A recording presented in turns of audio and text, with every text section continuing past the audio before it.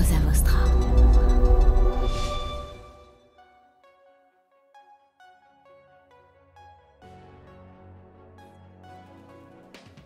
14 millions de Français et Françaises, qui aujourd'hui sont dans l'inaction par rapport à la transition écologique, parce qu'ils se retrouvent coincés entre deux pôles extrêmes. Ouais. D'une part, le pôle des militants, où ces Français estiment que le discours est très culpabilisant, et de l'autre part, un pôle plutôt du greenwashing et du climato-scepticisme qui les saoule et les dégoûte. Et donc, si tu veux, on s'est dit, ça veut dire qu'il y a un potentiel de gens qui ont envie de bien faire, mais qui savent pas par où commencer.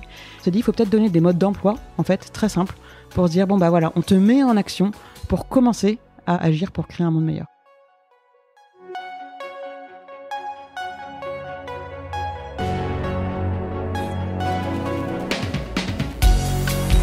Bienvenue dans Mediarama, le podcast du futur des médias. Je suis François Desfossés et chaque semaine, je rencontre des entrepreneurs, des têtes penseuses et des experts de la galaxie média. Ce podcast est proposé par Cosa Vostra, agence de conseil tech et créative. Retrouvez-nous sur cosavostra.com.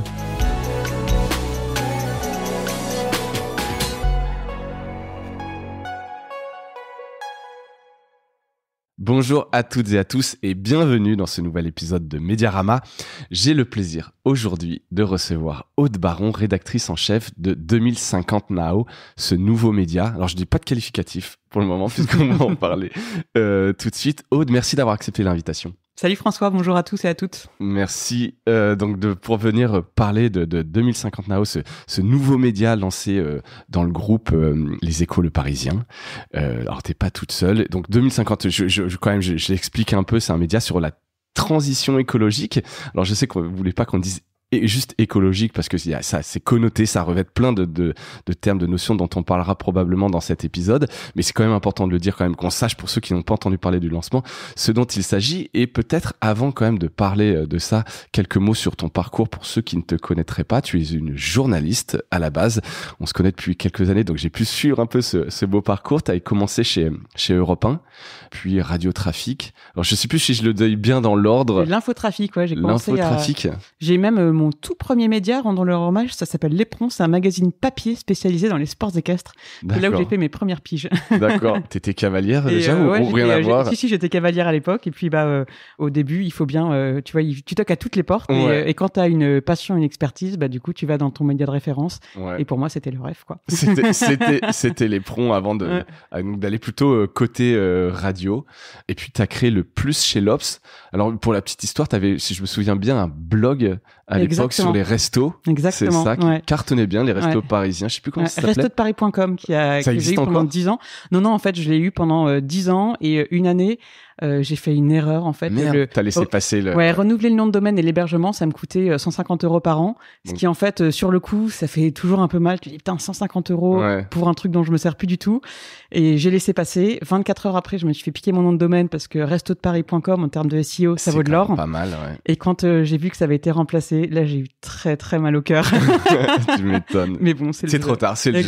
Exactement. Et donc, ce qui fait que t'avais été repéré par l'Obs. C'était l'époque où ils essayaient aussi d'agréger un peu du trafic, etc. Donc, alors l'Obs plutôt m'avait repéré à l'époque parce que j'étais au poste.fr. Ouais. Moi j'ai une petite spécialité d'être sur des médias qui ont surperformé et ensuite sont morts.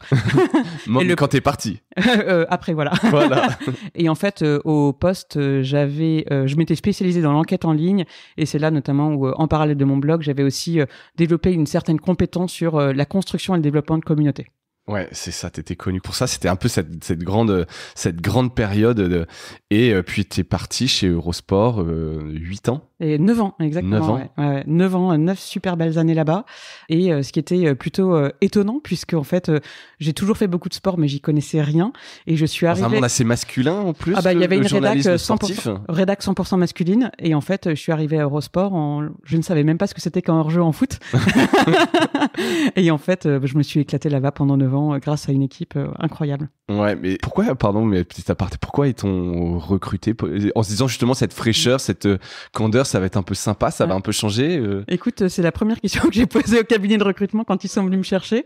En fait, je pense qu'ils sont venus me chercher pour une raison qui était au départ très pragmatique. Ouais. L'ancien rédacteur en chef, Cédric Rouquette, que tu connais, ouais, bien sûr. était hyper brillant, hyper sportif, hyper connaisseur. Exactement, du sport. très très connaisseur, et il avait construit vraiment une belle rédaction avec plein de méthodes, et je pense qu'ils ont eu du mal à trouver quelqu'un parce qu'il y avait la comparaison sur la connaissance du milieu du sport, l'expérience, et en fait après plusieurs mois de recherche où ils trouvaient pas la personne idéale, c'est un cabinet de recrutement, Selma de Fresnel, que je remercie chaleureusement parce qu'elle a vraiment changé ma vie, qui a fait une recommandation à Arnaud Maillard, qui à l'époque dirigeait Eurosport, en disant mais il faut que tu choisisses quelqu'un de radicalement différent parce que la rédac est mûre et maintenant il faut vraiment casser les frontières.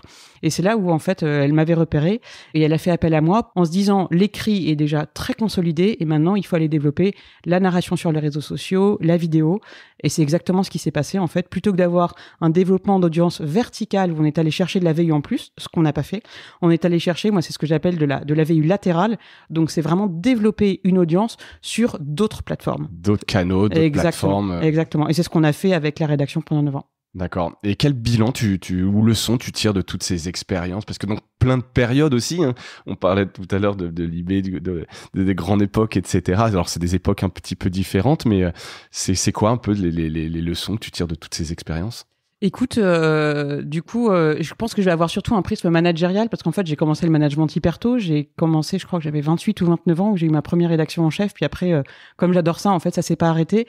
Je pense surtout, c'est que d'abord, la puissance du collectif. Ça paraît complètement bateau de dire ça, mais en fait, quand tu y crois dur comme fer, et moi, c'est mon cas, de se dire que quand tu arrives à... Moi, je conçois vraiment ça, le management, comme la construction d'une équipe de foot. Et notamment à Eurosport, je me suis énormément inspirée des coachs en sport.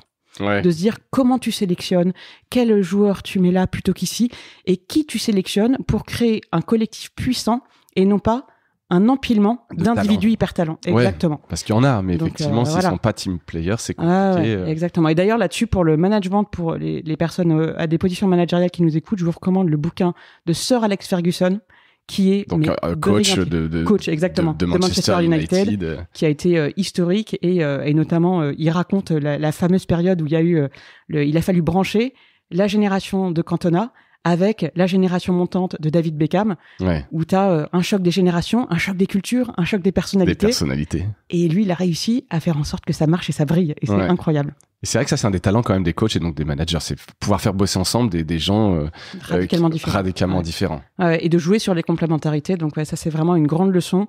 Et pour que ça marche, ça, c'est aussi un truc que j'ai appris. Et c'est très difficile, c'est d'être sincère. Au début, moi, je sais que j'avais un côté très robot et hyper froid.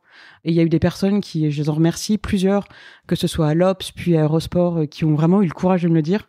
Et ça te fait vachement apprendre pour justement te dire, je suis le capitaine, je fixe le cap, mais plutôt que d'être devant, moi, je me vois vraiment au centre du collectif. Ouais. Et si t'es sincère, t'arrives justement à te mettre au milieu de la troupe. C'est beau, c'est une belle leçon de management. non, mais c'est très bien, donc c'est des beaux enseignements. Mais c'est beau, tu vois. Ouais, bien et moi, sûr. je trouve que quand tu vois, j'ai des souvenirs en conférence de rédaction à Eurosport, je me disais, mais c'est beau, tu vois, cette harmonie où les idées, ça fuse, ça circule, ça se challenge. Parce que les gens se sentent bien, se sentent écoutés. Ouais, voilà. Il y a un vrai collectif. T'as une harmonie, quoi. Quand t'as une harmonie, c'est là où ça devient beau. Et alors, pourquoi quitter tout ça qui se passait si bien pour cette transition? Donc là, pour le coup, lancement de médias, tu voulais un peu te re-challenger? Parce qu'en plus, mais tu dirais que tu quittes Eurosport avant une année exceptionnelle. Avant les JO. J'allais dire l'Euro, mais ça, l'Euro, c'est tous les 4 ans, etc., le mondial. Mais donc, au-delà de cette actualité sportive, on veut te challenger? Écoute, je pense qu'il y a eu plusieurs éléments et des synchronicités. Moi, je crois beaucoup à la puissance des synchronicités. Quand tu sais les identifier et que tu y vas, tu saisis les opportunités. Déjà, j'étais vraiment dans ma zone de confort. Les choses avaient pas mal évolué à Eurosport et surtout, je pense que j'avais aussi une petite fierté managériale de me dire que j'avais fait grandir pas mal de monde et moi, je me sentais de moins en moins utile. Donc, je me sentais moins à ma place qu'avant, en fait. Et surtout, je voyais que dans mon équipe, globalement, ça tournait hyper bien. Ça ronronnait un peu? Pour moi, en tout cas. Ouais, l'équipe, non, mais à titre perso, ouais. Intellectuellement, le challenge, exactement. etc. Et je sentais par ailleurs que, en fait, j'adore les valeurs du sport. En revanche, c'était pas un secret. Le sport, d'un point de vue compétition et résultat, j'ai toujours été assez indifférente, et malgré les 9 ans à Eurosport. Et j'avais envie de retourner dans une dimension plus info générale du journalisme pour me sentir utile. Je dis pas que le sport c'est pas utile parce que c'est très subjectif. Le sport ça apporte un plaisir énorme aux gens, mais j'avais envie de retourner sur une thématique que je jugeais utile. Et alors une fois que tu dis ça, une fois que tu as envie, qu'est-ce que tu fais? Ouais. Donc c'est pas évident. Et écoute, j'ai fait savoir à quelques personnes autour de moi que j'étais à l'écoute du marché. Et en fait, c'est là où par un ami commun, Vincent Giré, qui à l'époque travaillait à Radio France, me sollicite. Exactement. De Radio France. Directeur de l'information à l'époque de Radio France, aujourd'hui directeur éditorial de 2050 Now, me contacte, on se fait un déj et il me parle de ce projet. Et là, je me dis, mais c'est incroyable parce que ça coche toutes les cases dont je rêve, construire un média. Là, c'était le 3e média que j'allais construire, donc je retourne à mes premières amours, autour d'un thème qui est hyper utile, essentiel, la transition écologique, au sein d'un groupe, les Échos Parisiens, que j'ai toujours beaucoup admiré parce que des très belles constructions qui s'est allié l'ambition éditoriale, mais aussi une bonne gestion financière, parce que moi, j'ai toujours eu en tête qu'un bon média, c'est un média qui est bien géré, parce que j'ai eu trop d'expérience où, au bout de 4 ans, on te dit, tu fais des super audiences, mais il n'y a pas de business model, donc ça ferme. Ouais. Voilà. Et ça, c'est un peu, ça, c'est un petit peu dur. Et donc, quand est-ce que tu as commencé à travailler sur 2050 Now? C'était il y a déjà quelques mois? Écoute, c'était il y a quelques temps. En fait, Vincent m'a contacté en juillet 2022. Tu vois, donc c'était 1 an et demi avant que je rejoigne le groupe. Et on travaillait un peu en sous-marin. Tu vois, quand je dis en sous-marin, c'est à côté de notre boulot. Ouais. Alors, moi, j'étais... Affiner un peu les voilà, idées, exactement. Pour poser, en gros, la vision, les grandes lignes, les objectifs. Et puis aller... un peu vendre le projet à l'actionnaire, quoi. Exactement. Et puis et je trouve ça une bonne méthode parce que finalement, c'est quand même une grosse prise de risque, tu vois, de se dire, moi j'étais hyper confortablement installée à Eurosport. Faut être très transparente aussi d'un point de vue financier. J'étais chez des Américains où j'avais des très bons revenus. J'adorais mon équipe, j'adorais ma mission. Donc pour partir, il fallait quelques arguments. Et de bosser en parallèle, ça permet de se réapproprier le projet et de prendre ta décision avec lucidité. Ouais, c'est ça. C'est pas juste sur un coup de tête, quoi. T'as réfléchi, t'as eu le temps, et puis d'un coup, tu te dis, en fait, ça t'excite, et c'est vraiment ça que t'as envie de faire. Et donc, c'est pas, juste pour le salaire. Ce qu'on comprend entre les lignes, c'est clairement pas pour le salaire, quoi. Petit aparté, on va parler un petit peu, donc, de 2050, donc, qui est officiellement lancé depuis, alors, j'ai plus la date précise, c'était en mi-avril. Mi-avril, ouais. 16 avril 2024. De cette année. T'as parti sur le titre. Pourquoi cette référence à Horizon 2050, puisque c'est l'année en fait où on est censé. Tu peux peut-être réexpliquer justement. Voilà. En fait, donc 2050 Now, c'est référence pour la date aux accords de Paris. Les accords de Paris, pour rappel, ils ont été signés en 2015 et c'est ce qui fixe le cap dans les très grandes lignes pour limiter le réchauffement climatique, pour que d'ici 2050 on dépasse pas le 1,5 degré de réchauffement climatique à l'échelle planétaire. C'est ça. Et donc, d'où ce cap 2050. Et le now, c'est pour se dire que il faut agir maintenant. Si on veut y être en 2050, voilà. C'est dès maintenant. Et ça fait aussi écho à une autre entité qui existe au sein du groupe et avec laquelle on est très proche en termes de valeurs, qui est Change Now, qui est un événement annuel. Exactement, voilà, ouais. Mais qui fait pas partie du projet, c'est à part. un projet ouais. Frère, j'allais dire, c'est des sœurs en tout cas dans le groupe. Donc oui, effectivement, ce petit clin d'œil à Horizon 2050, même si je sais pas si 2050 reste encore une date. J'imagine qu'avec le réchauffement qui s'accélère, c'est disons que les accords de Paris se portent toujours sur 2050, mais d'où le now en fait en disant il faut quoi qu'il arrive, il faut agir maintenant. Exactement. C'est quoi les objectifs de 2050 Now, si on prend un petit peu de hauteur? Peut-être même la proposition éditoriale. Ouais, surtout une proposition de valeur. En fait, on s'est fixé plusieurs objectifs, évidemment des objectifs d'audience, mais pas que. En fait, l'objectif, c'est de créer une audience qui va être engagée et qu'on va pouvoir transformer justement vers un business model. Que ce soit, et là, on construit une fusée à plusieurs étages. Si on prend les différents étages, tu as le sommet de la fusée, donc c'est les vidéos qu'on va développer sur les réseaux sociaux où il n'y a pas de publicité pour pas qu'il y ait d'accusations de greenwashing ou de tentation de choses là. Et ensuite, tu vas descendre petit à petit vers un public de plus en plus qualifié et qui va, très pragmatiquement, de plus en plus payer.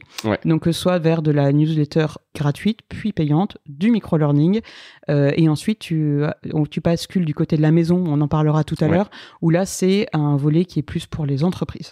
D'accord. Et donc tout ça va se mettre en place. Vous avez 4 ans pour mettre ça en place En fait, pourquoi 4 ans? Pour comprendre pourquoi, c'est tout simplement que l'actionnaire nous a donné du budget et il nous accorde sa confiance pour 4 ans. L'objectif, c'est qu'on atteigne l'équilibre au bout de 4 ans. Et au bout de 4 ans, on fait un bilan. Ouais, et on verra si on continue. Exactement. Si c'est un CDD renouvelable, si ça se transforme en CDI. Il y a aussi des marques, j'ai vu, donc pour expliquer un peu aussi le projet, je pourrais en parler après. Donc il y a aussi la maison, il y a plusieurs piliers dans ce projet, et c'est ça, j'insiste un peu ceux qui écoutent, c'est comme tu l'as dit, il y a plusieurs étages, c'est pas en fait, faut pas juger quelque part aujourd'hui sur uniquement ce qu'on voit, parce qu'il y a plusieurs piliers qui vont se mettre en place. Un de ces piliers, c'est quand même le côté la maison, qui est donc un revamping de NetExplo. Et donc il y a des annonceurs qui annonceurs, ou je sais pas si vous dites des annonceurs ou des marques. C'est des entreprises partenaires en fait. D'accord. Qui étaient déjà partenaires de NetExplo. Ok. Et qui suivent. Exactement, qui suivent la maison. Ouais, ok. Ouais. Et en fait, c'est vraiment la spécificité de 2050 Now. L'ambition du groupe, c'était pas de créer un média, parce qu'en fait, il en existe déjà beaucoup au sein de ce groupe. Et puis en plus, si on crée un média, le business model est souvent fragile. Faut bien dire les choses. Ah bon? Là, c'était exclu. C'est cool. Donc c'est pas un média en fait pour vous, c'est quoi? C'est un écosystème. Voilà, c'est un écosystème où tu as la marque mère, on va dire, qui est 2050 Now, et ensuite tu as 2 gros piliers, le média d'un côté, la maison de l'autre, où le média est parfaitement indépendant éditorialement, mais il y a des passerelles entre la maison et le média. Donc quelque part le média est le fer de lance au niveau du grand public, et la maison, elle, c'est vraiment du côté de grosses entreprises, et l'objectif, c'est qu'on travaille ensemble pour faire rayonner les 2 marques, et ça peut être très concrètement là, on a commencé par exemple cette année, chaque année la maison publie ce qu'on appelle le Global Trends, donc c'est un petit cahier de tendances où ils vont identifier des centaines d'innovations, puis en primer une dizaine où il y a une cérémonie qui s'est déroulée au mois d'avril à la station F à Paris. Et nous en fait on a tout simplement fait 2 sujets sur des innovations, ce qui permet de valoriser des entreprises innovantes et en même temps de valoriser le Global Trends de la maison. D'accord. Et ça en est où cette transition de NetExplo vers la maison? Alors écoute, je laisserai Karen Fortin s'exprimer parce que là c'est vraiment son sujet. Voilà. Mais c'est en cours. C'est en cours. Il y a du travail. Il y a du travail dessus. Ouais. Donc c'est quoi l'équipe? Donc toi tu t'occupes de la partie média justement de cet écosystème. En termes d'équipe aujourd'hui, vous êtes comment? C'est que toi? Non. Je suis le média. Non. Mais en revanche, on n'est pas encore très nombreux. Aujourd'hui, il y a Vincent Giré, donc qui a la direction éditoriale. Lui, il porte vraiment la vision de l'ensemble. Ensuite, si tu descends, moi, à la rédaction en chef, il y a 2 journalistes, Fabien et Maëlys, qui sont à la prod. Et là, je suis en pleine phase de recrutement. Je vais plutôt te donner l'atterrissage final. En fait, ça va être plus simple. On va être une rédaction où, en gros, côté vidéo, il va y avoir 7 journalistes vidéo, 2 places pour des apprentis. Je suis en cours de recrutement. Voilà. Une personne responsable audience. Et en fait, comme on va développer aussi des newsletters, il y a des personnes, entre 1 et 3 personnes, ça va venir pareil par étage, qui vont nous rejoindre. Et le montage, et on travaille avec des freelances, parce que concrètement, en gros, tous les métiers où il y a une forte dimension créative, graphisme, montage, ça, c'est des expériences que j'ai tirées du passé. Je prends des freelances pour qu'ils gardent leur créativité. D'accord. Ouais, ça c'est pas mal aussi, ce qui permet aussi de changer un peu. Exact. Mais surtout tu vois à Eurosport, j'avais mis en place des graphistes. Enfin, on avait un graphiste freelance et pour lui en fait, j'en discutais régulièrement avec lui. Il s'appelle Quentin Guichard, il est hyper talentueux, mais il y avait un vrai enjeu de savoir comment au sein d'un groupe où tu es en CDI, tu fais tous les jours les mêmes choses, comment tu renouvelles ta créativité. Donc et ça c'est très difficile. Ça, c'est un vrai sujet, effectivement. Si on parle un peu de production éditoriale, aujourd'hui, donc, premier étage de la fusée, c'est une production qui est plutôt B2C, plutôt même à destination des jeunes sur les réseaux sociaux principalement. Je pense que ça, je sais pas s'il y a déjà beaucoup d'audience sur le site, mais j'ai quand même l'impression que ça se passe vraiment beaucoup sur les réseaux sociaux. Donc j'ai vu beaucoup de contenu avec des créateurs de contenu. Vous vous associez avec des créateurs de contenu? Ouais, exactement. En fait, alors petite parenthèse sur le site. En fait, 2050now.com, on a lancé la plateforme pour recueillir surtout des adresses mail pour la newsletter. En fait, il y aura pas de site internet. Ça va vraiment être une plateforme. À terme, il y aura pas de site. Non, il y aura pas de site. Non. On est vraiment en fait l'ambition, c'était de se dire, allons là où les gens sont. c'est-à-dire sur les plateformes sociales, ou bien on vient à eux dans leur boîte mail, mais pas de site. D'accord. Et ça, alors, bon, parlons-en d'ailleurs en même temps, c'est le podcast, on n'est pas limité par le temps. C'est quand même un peu dangereux. Il y en a des exemples de médias qui se sont dit, tiens, on va que sur les réseaux sociaux, et puis qu'en fait, qui dépendent des algorithmes. Bon, il y a ce côté newsletter, effectivement, je réponds pour toi aux questions. Mais non, vous n'avez pas envie d'avoir un endroit quand même chez vous où vous pouvez mettre en avant les services, l'offre, etc. Vous avez vraiment l'ambition de plus avoir de site. Ouais, il y aura un site vitrine, clairement, tu vois, et on se dit que ça va toucher une audience très qualifiée. Quand on dit très qualifié, c'est un mot un peu chic pour dire que ça va toucher peu de monde, mais en revanche, qui vont être très intéressés par notre offre et qui donc vont se transformer économiquement. Ouais. Mais en fait, avoir un site, alors c'est beau, je pense que ça fait très plaisir, mais le truc, c'est que d'abord, ça coûte très cher à construire, ça coûte cher à entretenir, et ensuite, pour faire venir du monde sur ton site, c'est quand même pas simple. Donc, on s'est dit en fait que l'objectif, on est vraiment guidé par le pragmatisme. Tu vois, l'exemple très concret, ce que je disais tout à l'heure, on va être une petite dizaine du côté de la production vidéo. C'est pas énorme. Quand tu compares les équipes du Monde ou du Parisien, c'est 20-25 personnes. Oui, c'est ça. Donc nous, on n'a pas vocation à être de faire la meilleure audience de France. Si on devient numéro 1, tant mieux. Mais vu le nombre où on va être, je ne pense pas. C'est de trouver un juste équilibre entre la puissance générée pour créer la notoriété et transformer cette audience vers les différents étages payants de notre fusée, newsletter payante, micro-learning et tout ce qui va relever de la formation pour les formation accompagnement entreprise. Si je reviens sur ce que vous faites aujourd'hui, principalement sur Instagram. Instagram, TikTok et YouTube Shorts. Ouais. C'est quoi là la proposition de peut-être pas de valeur, mais éditoriale qui vous distingue donc c'est sur des solutions principalement. Exactement. Comment est-ce que tu peux les définir? En fait, moi j'aime bien les triptyques parce que tu les retiens facilement et ça permet aussi de bien les transmettre. Donc on a un premier triptyque qui repose, là c'est vraiment notre proposition de valeur, compréhension, solution, action. Donc compréhension, c'est du décryptage, expliquer ce qui se sait, ce qui se fait. Ensuite, les solutions. Donc, et là, pour le coup, solution vraiment au pluriel, pour inciter à une mise en action. Et si c'est pas une mise en action immédiate, c'est à minima de l'inspiration. Ouais. Donc, typiquement, une fois que j'ai dit ça, qu'est-ce qu'on n'est pas ? On n'est pas un média militant. On est engagé, mais pas militant. Et nous ne sommes pas un média de dénonciation. Et ça, t'as déjà des médias qui le font hyper bien. Donc, en fait, on s'est vraiment dit, si tu veux, d'où vient cette idée ? Ça sort pas de nulle part. Lors de l'année où on travaillait sur le projet en parallèle de nos jobs respectifs, le groupe Les Écoles Parisiens a lancé une étude pour identifier en fait quel était l'état du paysage des Français aujourd'hui par rapport à la transition écologique. Ouais. Et en croisant plusieurs études, ce qu'ils ont identifié, c'est qu'il y a 14 millions, donc c'est quand même pas mal, 14 millions de Français et Françaises qui aujourd'hui sont dans l'inaction par rapport à la transition écologique, parce qu'ils se retrouvent coincés entre deux pôles extrêmes, si on peut dire. Ouais. D'une part, le pôle des militants, où ces Français estiment que le discours est très culpabilisant, et de l'autre part, un pôle plutôt du greenwashing et du climato-scepticisme qui les saoule et les dégoûte. Ouais. Et donc, si tu veux, on s'est dit, ça veut dire qu'il y a un potentiel de gens qui ont envie de bien faire, mais qui savent pas par où commencer. Et c'est vrai que quand tu vois la transition écologique, c'est tellement complexe et ça peut être tellement vertigineux qu'on s'est dit, il faut peut-être donner des modes d'emploi, en fait, très simples, pour se dire, voilà, on te met en action pour commencer à agir pour créer un monde meilleur. Ouais, c'est ça, c'est parce que effectivement le côté un peu radical qui peut faire peur et on le disait, des gens qui au final s'en détournent totalement parce que trop de culpabilisation. Et la radicalité est nécessaire. Ouais. Tu vois, par exemple, pour en dans l'absolu, tu veux dire. Ouais, elle est. Tu vois, on a besoin de gens qui créent des chocs, qui ouvrent des portes. Mais ça revient à l'équipe de foot qu'on évoquait tout à l'heure. T'as besoin de gens qui créent des chocs et qui ouvrent des portes, qui parlent plus fort que les autres. Mais derrière, t'as aussi besoin de gens qui arrivent derrière et qui disent maintenant je vais t'expliquer, ça va prendre un peu plus de temps, mais on va entrer en action et voici comment faire. Ouais. Et comment vous distinguez d'autres médias ? Parce que on en a eu à ce micro, il y en a plein, des brutes qui fait ça, Chaleur Humaine, un Vert, un Reporter, Fracas qui vient de se lancer, etc. Alors, comment tu penses que tu te différencies ? Il y a pas un de ces médias où tu te dis, tiens, ils apportent quand même aussi des solutions. Est-ce que vous avez l'impression d'être un positionnement un peu unique ? En fait, t'as beaucoup de médias qui traitent de l'environnement, de l'écologie ou du climat, mais qui sont beaucoup dans la dénonciation et qui fédèrent des grosses communautés de militants autour d'eux. Nous, je dirais que, tu vois, s'il peut y avoir des inspirations, elles se situent plutôt du côté de médias très constructifs comme Épicurieux, comme Le Média Positif, comme Capao ou comme Expérience. Tu vois, voilà, c'est plutôt des médias comme ceux-là qui sont très orientés solutions.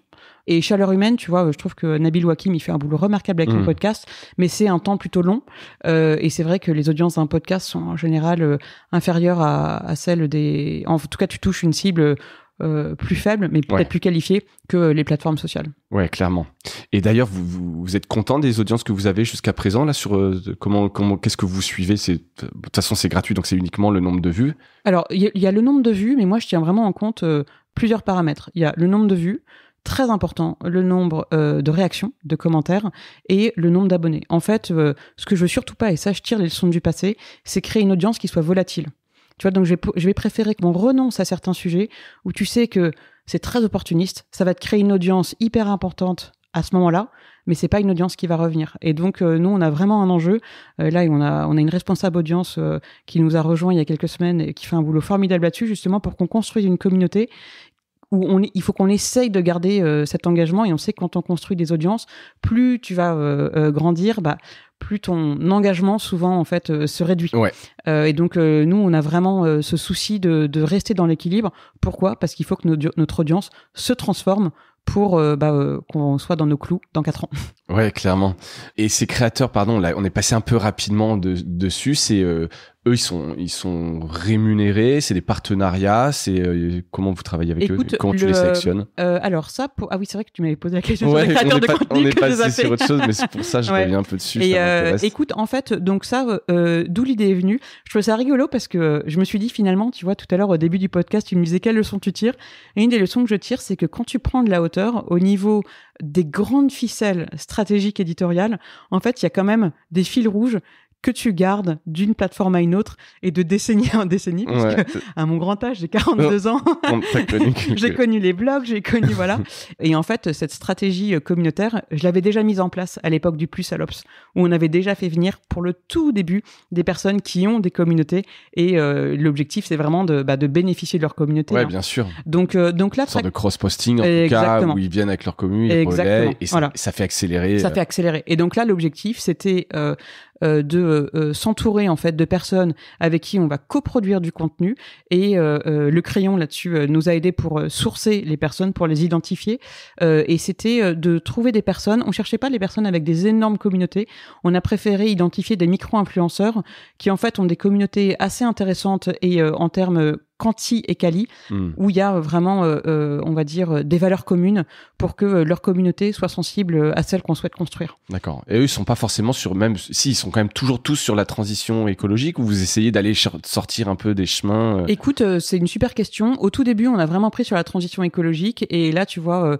on vient de signer un partenariat avec Lovely Veggie, qui elle est elle est pas directement sur en fait, elle fait des recettes de cuisine, et j'adore sa ligne de conduite parce qu'en fait, elle fait que des recettes qui sont végétariennes, voire végétaliennes. Ouais. Simplement, elle ne le dit jamais. Et ces recettes, quand tu vas sur son feed, en fait, c'est hyper beau. Et comme elle revendique pas le côté veggie ou végétalien, si tu veux, t'es d'abord attiré par la beauté de ses recettes. Ouais. Et puis après, tu dis, en fait, et accessoirement, c'est bon pour la planète. Et ça, ça, c'est vraiment, en fait, ce qu'on essaye de faire, de pas se revendiquer écolo, mais plutôt de se dire, en fait, on va juste être respectueux du monde qui nous entoure. C'est une distinction importante. Je le disais un peu en préambule, le terme un peu écologique, il est vraiment... il est très connoté. Hein. Très connoté. Il est très connoté, c'est pour politique. Ça que politique, parce que évidemment, tu as Europe Écologie Les Verts, et c'est pas du tout que je veux pas être associé à Europe Écologie Les Verts, mais je veux pas qu'on soit associé à un parti en particulier, en fait. Ouais. Et puis, en plus, tu vois, et ça, tu le testes assez aisément dans les conversations, si tu dis que t'es écolo, en fait, tu fais fuir déjà beaucoup de gens.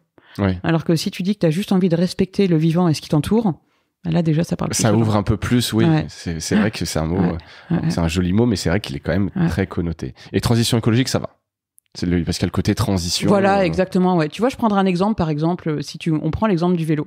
Si je te dis, prends ton vélo plutôt que de prendre ta voiture, tu dis, franchement, t'es un peu relou. Alors si je te dis, prends ton vélo parce que tu vas être dehors, ça va te faire du bien, tu vas respirer l'air, et quand t'arrives au boulot, t'es hyper relax.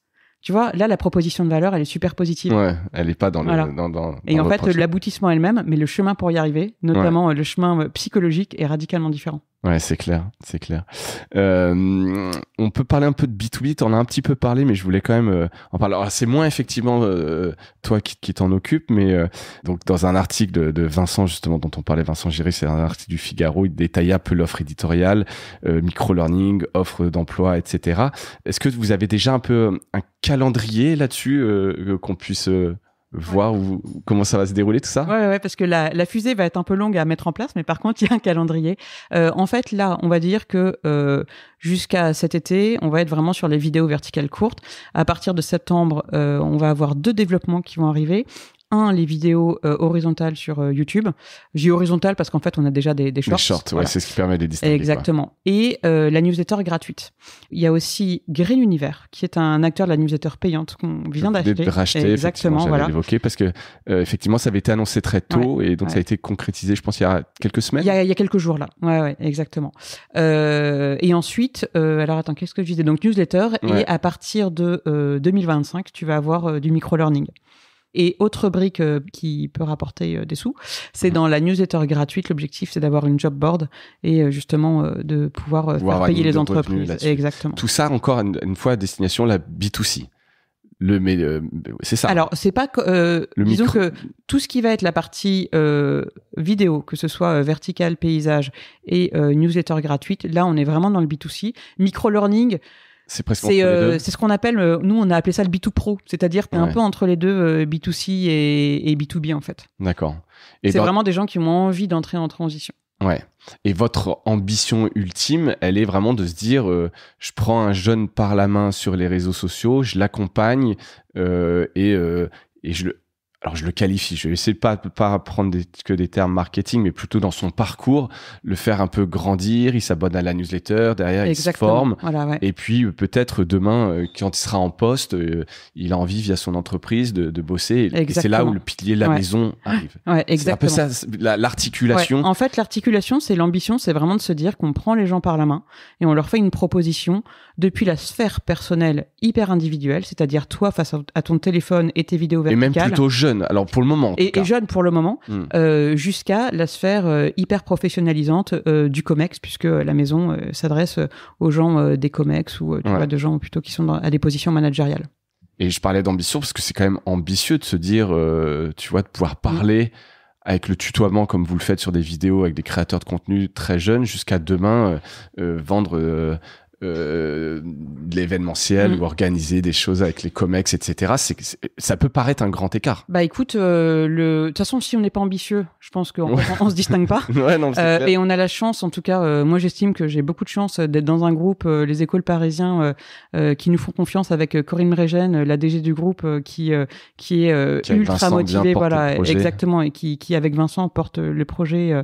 Donc je trouve que on a les moyens et on a surtout le soutien managérial pour cette ambition et tu vois Vincent a déjà organisé ce qu'on appelle le club 2050 où il a réuni plein de gens, tu vois, qui faisaient partie justement de Comex, qui bossent dans la RSE, et c'était une réunion où c'était incroyable, tu as 50 personnes qui sont réunies dans une salle sans caméra, sans appareil photo, donc la parole est totalement libre, et tu avais des interventions de Laurence Toubiana qui a été architecte des accords de Paris, du PDG de Saint-Gobain, de Laurent Berger, enfin tu vois, des gens quand même qui comptent, et là c'est une source d'inspiration inestimable. Ouais, mais même pour toi, tu veux dire que ça peut t'inspirer pour moi, j'y étais, pour le média exactement. Sur Instagram, demain faire des... Laurence Toubiana, on avait fait une vidéo avec elle par exemple, tu vois, où elle nous raconte les coulisses des accords de Paris, donc l'objectif c'est vraiment de trouver des liens, et ça c'est aussi, tu vois, une leçon que je tire du passé pour justement être hyper convaincu que c'est ce qu'il faut faire, c'est de se dire pourquoi je crée de l'audience en fait. Et l'audience à tout prix, pour moi ça n'a aucun sens. Non, surtout quand c'est gratuit. Tu vois, voilà, exactement. T'as pas d'inscription, tu récupères pas de data pour le moment. Donc c'est vraiment, tu vois, se fixer un objectif. Et moi, à chaque fois, ça avec que ce soit les équipes à l'époque d'Eurosport ou aujourd'hui, de se dire pourquoi on fait ça. Et il faut se fixer des micro-objectifs. Et à chaque fois, tu vois, typiquement à Eurosport, à chaque fois, il y avait 4 micro-objectifs. Est-ce que tu crées de l'audience qui va générer de la notoriété? Est-ce que tu crées de l'audience qui peut générer de l'abonnement? Est-ce que tu crées de l'audience qui répond à un potentiel de contenu sponsorisé? Et il y en avait un quatrième dont j'ai oublié, mais tu vois, si à chaque fois t'as vraiment ces 4 éléments, ouais, tu les coches, t'y vas quoi. Ouais. C'est intéressant. Et donc Green Universe, pareil, donc média là sur la transition écologique, mais très B2B, va continuer sous son nom Green Universe. Ils vont continuer sur leur nom Green Universe et eux vraiment. Donc ça a été créé par Patricia Laurent qui va nous rejoindre aussi. Exactement. Voilà. Et il y a une associée, je suis vraiment désolée, je ne connais plus son nom, mais tu vas le retrouver. Et en fait, c'est une newsletter qui a vraiment été gérée de main de maître pendant des années, à la fois éditorialement et d'un point de vue business. Et en fait, Laurence Benamou. Laurence Benamou, voilà, exactement. Et Julien Foulquier. Ok, alors ça, Julien Foulquier, j'avais plus. Voilà, mais moi je le vois sur un article de CB News qui parlait de ce rachat, mais au moins ils auront été cités. Et donc l'ambition, c'est de se dire que avec les petits moyens qu'ils ont, ils ont construit une très très belle mécanique à la fois éditoriale et financière. Et c'est de se dire que si on leur donne les moyens de se développer, des moyens à la fois marketing et éditoriaux pour développer d'autres verticales, on va pouvoir multiplier la croissance à la fois en termes d'audience et économique. D'accord. Et tu vois, alors je te repose la question. C'est vrai que là, aujourd'hui, Green Universe, très B2B, très transition, 2050 Now, Instagram, vidéos courtes. Encore une fois, là, je me dis, tu vois, c'est deux mondes différents qui ne se parlent pas, quoi. C'est justement, c'est l'enjeu. Tu vois, typiquement, prenons Green Universe, eux, ils sont spécialisés dans l'énergie. Ouais. Et l'énergie, aujourd'hui, au niveau du grand public, c'est quasiment pas pris en compte. Alors que dès que tu bouges, pas pris en compte dans quel sens? C'est méconnu en fait. Tu vois, souvent quand on parle de transition écologique, on parle de manger moins de viande, d'acheter moins de vêtements, de moins prendre l'avion. Mais l'énergie, alors je vais pas trop m'avancer parce que je suis pas du tout experte du secteur, mais c'est absolument clé. Et l'objectif justement, c'est d'essayer de créer des ponts. Ça va prendre un peu de temps, mais pour essayer de rendre plus grand public des thématiques qui pour l'instant ne sont considérées que B2B. Ouais. Et notamment, tu vois, tout ce qui relève des énergies renouvelables, ça va être en jeu. Et je trouve que d'un point de vue narratif, c'est un super challenge, tu vois, de se dire comment rendre sexy quelque chose qui a priori ne l'est pas du tout. Ne l'est absolument pas, effectivement. Ouais. Sauf quand tu es dans le secteur, évidemment, ça peut t'intéresser. Donc on voit quand même l'idée, mais le travail reste encore énorme, quoi. Tu vois, c'est pour ça que je suis venu, c'est pour ça que j'ai signé. Exactement. Ouais. Et donc 4 ans ou 2 à 4 ans. Disons que d'expérience, là c'est le 3e média que je monte. D'expérience, il faut 2 ans pour stabiliser la machine et 2 ans pour créer de la puissance et ensuite tirer un bilan. Ouais. Et toi, à titre perso, donc tu restes là pour le moment sur la partie média ou tu sais encore tu sais précisément ce que tu vas faire. Tu vois là par exemple, Green Universe, est-ce que demain il peut y avoir d'autres choses, ton rôle peut évoluer là-dessus ou c'est assez clair, tu es sur cette verticale du média dans l'écosystème 2050 Now? Moi, ce que j'ai appris, c'est que surtout quand tu bosses dans le digital, faut être super flexible. C'est clair. Voilà. Et non, après, pour le moment, on va dire que dans les 2 prochaines années, j'ai quand même une très très grosse mission pour mettre en place tout ce qui relève contenu, mettre en place stabilisé. Ouais. Donc, c'est-à-dire tout ce qui relève de la vidéo, la newsletter gratuite. J'aide Vincent sur le micro-learning. Et après, il va y avoir un enjeu évidemment de créer des passerelles avec Green Universe et avec la maison. Ouais. Donc, une fois qu'on aura fait tout ça, on verra. On verra. Ça va être intéressant de suivre. J'espère qu'on aura l'occasion d'en reparler. Avec plaisir. On verra comment vous avez réussi à faire ces ponts.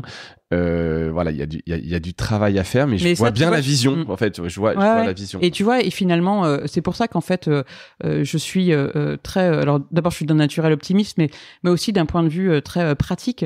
Moi, ça me paraît totalement atteignable parce que, en fait, j'avais déjà fait ça à Eurosport sur d'autres thématiques, mais en fait, tu vois, la gymnastique intellectuelle était la même à Eurosport. Moi, quand je suis arrivée, je bossais uniquement sur le digital. Et en fait, le digital et le linéaire étaient très nettement séparés.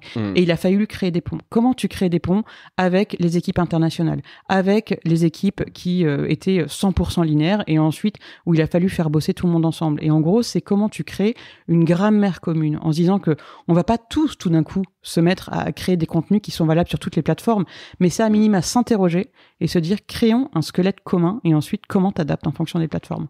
Ouais, ça peut effectivement faire bosser un peu les gens ensemble. Exactement. Et trouver une manière de... Ouais. Et c'est hyper valorisant, tu vois, par exemple, de se dire, aujourd'hui, je m'adresse à une cible qui est certes hyper qualifiée, mais qui est assez petite, de se dire, comment est-ce que je vais pouvoir donner un coup de main pour que mon contenu s'adresse à un plus large public. Ouais. C'est très grisant aussi. Puis en termes de reconnaissance, tu vois, c'est vachement valorisant aussi. Ouais, c'est clair. Non, mais on comprend effectivement tout pourquoi tu as fait ce choix, en tout cas. J'ai pas posé la question, on en a un peu parlé quand même sur le côté politique. Est-ce que tu t'es quand même dit, tiens, arriver dans le groupe Le Parisien, Les Échos, LVMH, etc., parler d'écologie, est-ce que on va pas me taxer de greenwashing, etc. Est-ce que c'est sérieux? C'est une vraie question et moi je me la suis posée clairement, et d'ailleurs c'est une question que je pose très explicitement à tous les entretiens des personnes qui sont amenées à nous rejoindre.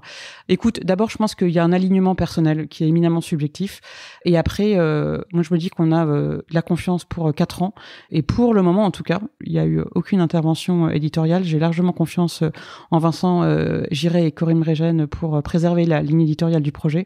Donc le risque zéro n'existe pas, hein. Ouais. Faut être lucide. Faut être lucide. Et c'est à chacun, et là pour le coup c'est une question managériale, voilà, de savoir bien défendre son alignement.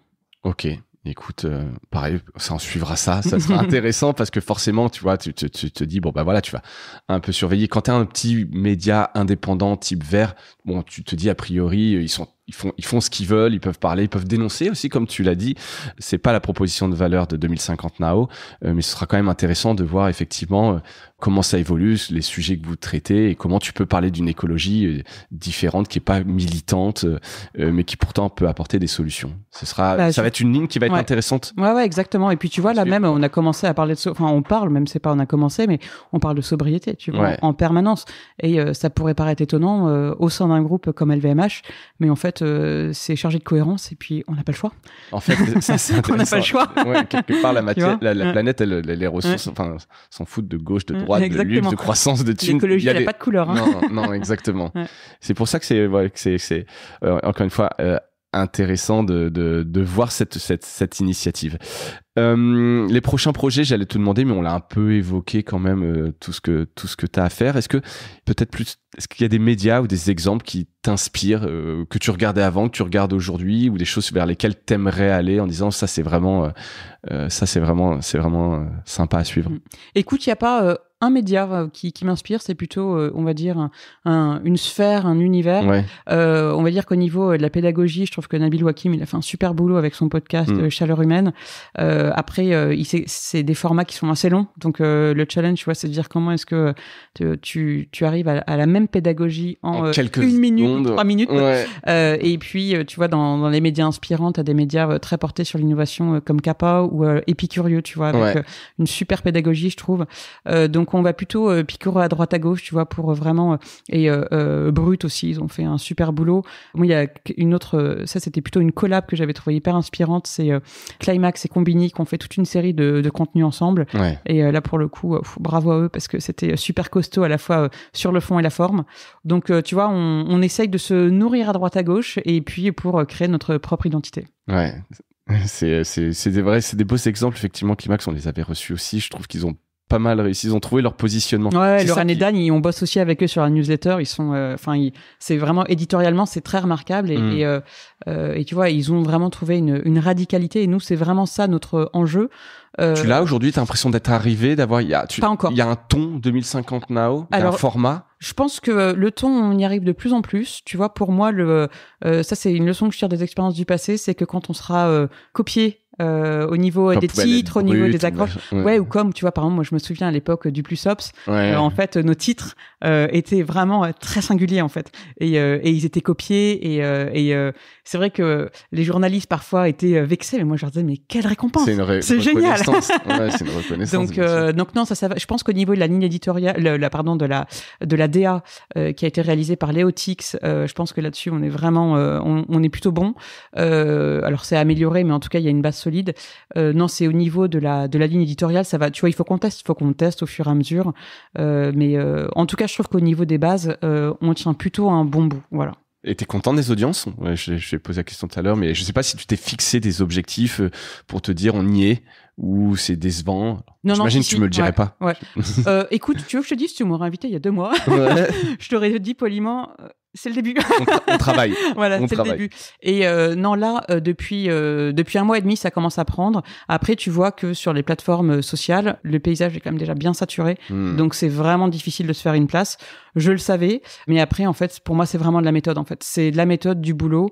Bien bosser avec les plateformes, tu vois, pour comprendre les algos, les évolutions, et trouver le bon équilibre pour répondre à une demande, que ce soit une demande éditoriale ou narrative, tout en ayant ta propre singularité et gardant ton éthique éditoriale, tu vois, pour pas tomber dans des contenus qui sont hyper populaires ou démagos, quoi. Ouais, exactement. L'algo, mais qui trahissent un peu ce que tu disais tout à l'heure, votre ligne, quoi. Ouais. Non, et là où je suis contente au niveau des évolutions des audiences, c'est qu'en fait, nos audiences, notre nombre de vues et d'abonnés croît tranquillement mais sûrement, tout en préservant justement l'engagement, c'est-à-dire le nombre de partages et le nombre de commentaires. Ça, pour nous, c'est vraiment très important. C'est que de l'organique ou vous avez un peu fait l'acquisition ? Il y a un peu de paid. Ouais, il y a un peu de paid, ouais. D'accord, que vous faites en interne. Et qu'on fait en interne. Et ce qu'on voit, justement, ça aussi, je travaille ça beaucoup avec la responsable audience, c'est de s'assurer que le paid n'est qu'un accélérateur pour l'organique. Oui, pas un truc artificiel avec peu d'engagement, etc. Et donc, ça passe par quoi, ça ? Ça passe par un pilotage, en fait. Un pilotage des audiences. Et vraiment, ça, pour le coup, c'est 2 fois par semaine. De se dire, OK, on fait le point. Est-ce que le paid a permis de générer plus de croissance organique ? Et ensuite, ça va être aussi de piloter pour savoir quel type de public tu veux toucher, entre évidemment hommes-femmes et aussi les âges. Et donc ça, c'est vraiment du pilotage sur mesure. L'objectif surtout, c'est de se dire que pour le début, on a besoin de puissance. Tu vois, il faut créer de la puissance et après on va émerger. Il faut réussir à s'installer. Exactement. Puis, tu vois, si on a un média, on a du budget pour ça et on n'a pas le temps, tu vois, de se dire on va voir pendant 1 an. En fait, si ça passe.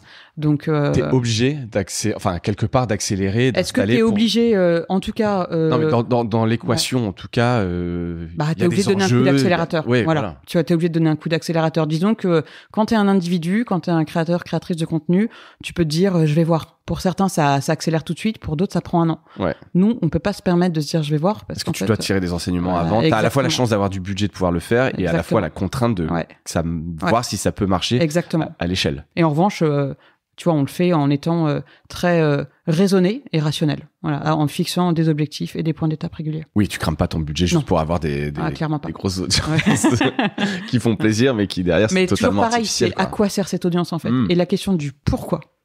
Pourquoi ? Où est-ce que tu vas ? Ça, c'est essentiel. Mais là, pour le moment, tu les rediriges vers rien. Pour l'instant, non. Pour l'instant, non. Mais l'objectif, justement, c'est petit à petit d'avoir les étages bien engagé pour que le jour où tu as un nouvel étage, exactement, ça puisse se dérouler. Et écoute, on arrive à peu près au bout de cet épisode. Est-ce qu'il y a un autre sujet que j'ai pas évoqué, que tu aurais voulu évoquer sur 2050 Now ? On a fait le tour, j'ai l'impression quand même des sujets, des sujets. Et surtout, je le redis parce que t'as eu la gentillesse d'accepter cette invitation, alors que c'est vraiment un work in progress. En tout cas, c'est comme ça que je le ressens. C'est vraiment le début. Donc, il est beaucoup trop tôt pour tirer des enseignements, mais j'étais un peu quand même curieux d'essayer de comprendre ce qu'il y a derrière ce projet, effectivement, où tu peux faire un procès d'intention en disant machin, et puis c'est pas toujours forcément encore hyper clair parce que vous ne l'avez pas encore tout mis en place. Donc, essayer de comprendre un peu cette articulation. J'espère que cet épisode aura permis, en tout cas, d'éclairer un peu tout ça. Il me reste la dernière question, Aude, qui est gimmick du podcast. Est-ce que tu as un truc cool à nous partager et non une vidéo de 2050 Now? Pas accepté comme réponse. Non, ce sera pas une... Ce que tu veux. Écoute, un truc cool, c'est quelque chose que j'ai appris il y a quelques années et qui a changé ma vie. C'est un truc qui est très bête, mais pas si simple à faire. C'est quand tu te balades quelque part et que tu vois quelque chose de beau, tu t'arrêtes. Tu t'arrêtes et tu regardes. Tout simplement. Et c'est tout bête, mais essayez de faire ça. Ouais. Et ça peut être une fleur, un arbre ou n'importe quoi. Et tu t'arrêtes et tu prends les 5-10 secondes pour respirer et prendre le temps de prendre conscience. La pleine conscience. Exactement. Et ça change ta vie. Et tu vas voir que si tu fais ça petit à petit, tu vas ralentir. Et être un peu mieux ancré dans le présent. Dans le réel, dans le présent et surtout dans la conscience de ce qui nous entoure. Écoute, merci pour cette parole bien sage. Et essayons tous de l'appliquer, de pouvoir s'arrêter quand on voit un truc intéressant. Et même quand tu es en mouvement, ça tu vois, c'est un truc que je fais aussi. Je fais beaucoup de vélo. Et quand je roule, seul, parce que je peux pas le faire quand il y a tout le groupe, mais régulièrement en fait, je m'arrête, notamment quand c'est la saison des coquelicots ou des violettes. Et tu vois, vraiment prendre le temps de s'arrêter, c'est magique. Ça provoque vraiment une sensation assez hors norme. Et puis même ça va être un peu cliché, mais dans cette société où tout va très vite, où on bosse beaucoup, où on est pris dans un rythme, on prend pas souvent le temps de s'arrêter, effectivement. Donc, des fois, quelques secondes suffisent. Et c'est surtout pour voir des choses, en fait, qui sont devant nos yeux. Ouais. Les enfants aident pas mal à ça. J'ai quand même remarqué parce que eux le font un peu naturellement, tu vois, ils sont moins pris par cette vie un peu speed et ça aide. Mais c'est un bon conseil, donc et c'est cool dans le sens. C'est chill. C'est chill, exactement. Donc c'est un très bon conseil que tu nous donnes. Merci Aude pour ta transparence en plus sur ce projet 2050 Nao. On suivra ça de près. Je serais ravi de pouvoir peut-être dans 1 an, 2 ans ou 4 ans, si je fais encore Mediarama, si t'es encore là-bas, voir un petit peu comment tout ça a évolué. Si on veut te poser des questions, on peut te joindre sur LinkedIn. Si on veut postuler. Alors j'ai une gestion de mes mails qui est particulière. Je réponds à tout le monde, mais par contre, je réponds rarement dans les 24 heures. Si vous voulez postuler, je réponds à tout le monde, mais absolument tout le monde. Parce que ça, c'est prioritaire. Voilà, ça, et surtout, on a tous débuté, on a tous candidaté, donc ça, vraiment, c'est hyper important. Non, je suis joignable sur LinkedIn, par mail, et pour ceux qui ont mon numéro de téléphone, WhatsApp est encore le meilleur chemin. Voilà, exactement. Écoute, merci beaucoup, Aude, encore une fois, et merci à toutes et à tous d'avoir écouté cet épisode et je vous dis à bientôt. Salut.